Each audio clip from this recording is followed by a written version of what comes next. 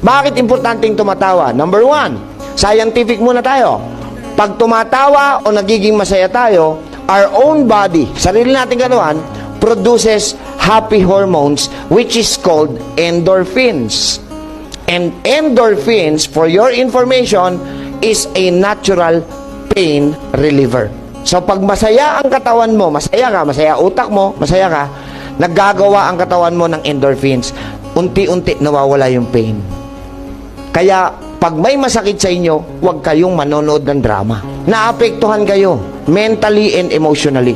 Hindi nyo napansin, nanonood kayo ng drama, alam nyo ng artista yung gumaganap, nagagalit pa kayo sa kontrabida.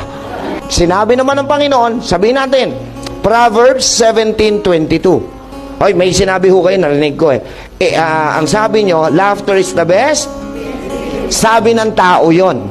Ang sabi ng Diyos, Proverbs 17:22, a merry heart, hindi laughter, a merry heart, ang masayahing puso, tama, ay mabisa pa kaysa gamot. Pero ang malungkuting puso at espiritu ay nakatutuyot hanggang buto. Hindi totoo yung laughter is the best medicine. A merry heart, masayahing puso. Alam nyo kung bakit pinabubulaanan ko yung laughter is the best medicine? Sa mental hospital, araw-araw tumatawa. Wala namang